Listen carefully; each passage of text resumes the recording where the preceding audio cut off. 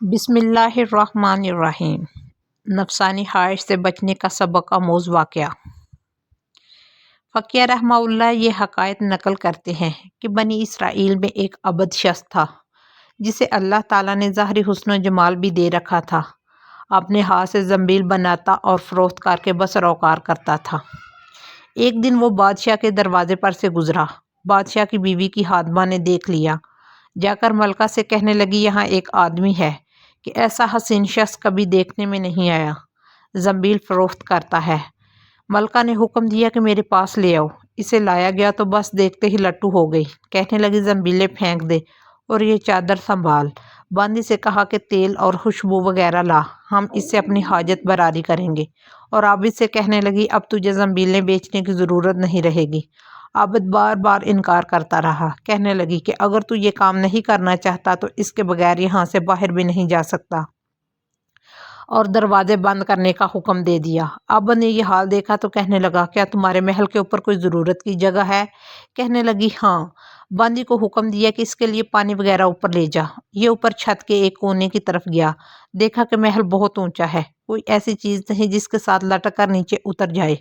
آخر اپنے نفس کو خطاب اور عتاب کرنے لگا کہ تو 70 برس سے اپنے رب کریم کی رضا کی طلب میں لگا ہوا ہے، رات دن اسی حرص میں گزرتے ہیں۔ مجھ پر آج ایک شام ایسی آئی ہے جو تیری اس تمام محنت کو ضائع کر دے گی۔ واللہ تجھے سے بڑھ کر کوئی خائن نہ ہوگا اگر یہ شام تیرے اعمال کو فاسد کر گئی، اگر اللہ کو کیا منہ دکھائے گا۔ غرض اسی طرح اپنے آپ کو خطاب اور عتاب کرتا رہا۔ حضور صلی اللہ علیہ وسلم فرماتے ہیں کہ اس کے بعد جب اس نے بلندی سے کود جانے کا تہیہ کر لیا تو اللہ تعالیٰ نے جبریل علیہ السلام کو ندا دی۔ انہوں نے لبیک کہہ کر جواب دیا۔ ارشاد ہوا میرا بندہ میری معیشت اور ناراضگی سے بچنے کے لیے جان کی بازی لگا رہا ہے، جا اپنے پروں سے اس کو تھام لے اور اسے ذرا بھی تکلیف نہ ہونے پائے۔ چنانچہ جبرائیل علیہ السلام نے اپنے پر پھیلایا، اسے پکڑ کر یوں زمین پر رکھ دیا جیسے ایک مہربان باپ اپنے بیٹے کو رکھتا ہے۔ فرمایا کہ عابد یہاں سے سیدھا گھر گیا، زنبیلیں وغیرہ وہیں رہ گئی۔ سورج غروب ہو رہا تھا۔ بیوی کہنے لگی زنبیلوں کی قیمت کہاں ہے؟ کہنے لگا آج تو ان کا کچھ نہیں ملا۔ کہنے لگی تو آج رات افطار کس چیز سے کریں گے؟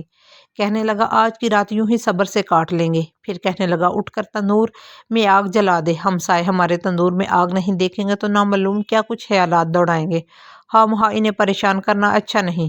بیوی نے اٹھ کر تندور میں آگ جلا دی، خود واپس آ کر بیٹھ گئی۔ ایک پڑوسن آگ لینے آئی، پوچھا آگ ہے؟ جواب ملا آگے تندور سے لے لو۔ یہ عورت آگے آگ لے کر واپس ہوئی تو گھر والی سے کہنے لگی تو یہاں بیٹھی باتیں کر رہی ہے، ادھر تیری روٹیاں پک چکی ہیں بلکہ جلنے کو ہے۔ عورت نے اٹھ کر دیکھا تو تندور میں بہترین روٹیوں سے بھرا ہوا تھا۔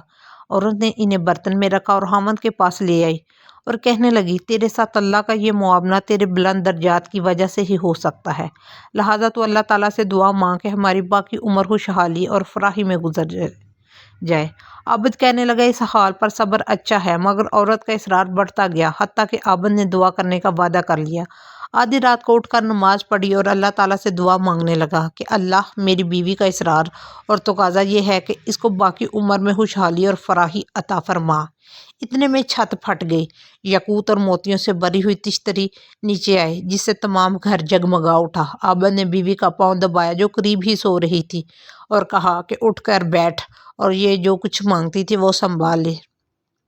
عورت بیدار ہو کر کہنے لگی جلدی نہ کرو، اس مقصد کے لیے تو نے مجھے ہی نہ ہی جگایا ہوتا۔ میں خواب دیکھ رہی تھی، سونے کی بہت سی کرسیاں بچھی ہوئی ہیں جو یاقوت اور زبرِ جد وغیرہ سے مرصع ہیں، مگر ان میں سوراخ ہے۔ میں نے پوچھا یہ کرسیاں کس کی ہیں؟ جواب ملا یہ تیرے خاوند کے بیٹھنے کے لیے۔ میں نے پوچھا یہ سوراخ کیا ہے؟ جواب ملا یہ وہی نقص اور کمی ہے جو دنیا کی جلد بازی کی وجہ سے واقع ہوئی ہے۔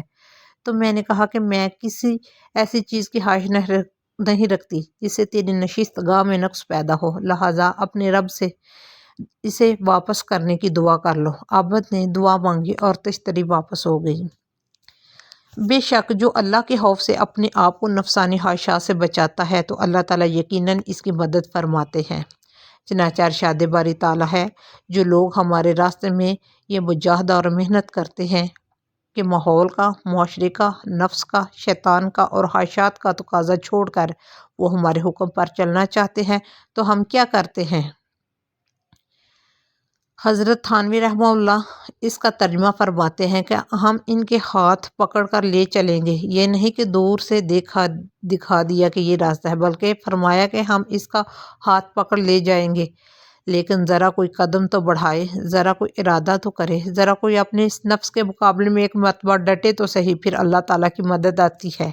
یہ اللہ تعالیٰ کا وعدہ ہے جو کبھی جھوٹا نہیں ہو سکتا، لہٰذا مجاہدہ اسی کا نام ہے کہ ایک مرتبہ آدمی ڈٹ کر ارادہ کر لے کہ یہ کام نہیں کروں گا، دل پر آرے چل جائیں گے، خواہشات پامال ہو جائیں گی، دل و دماغ پر قیامت گزر جائے گی، لیکن یہ گناہ کا کام نہیں کروں گا۔ جس دن نفس کے سامنے ڈٹ گیا، اللہ تعالیٰ فرماتے ہیں کہ اس دن سے ہمارا محبوب ہو گیا، اب ہم خود اس کا ہاتھ پکڑ کر اپنے راستے پر لے جائیں گے۔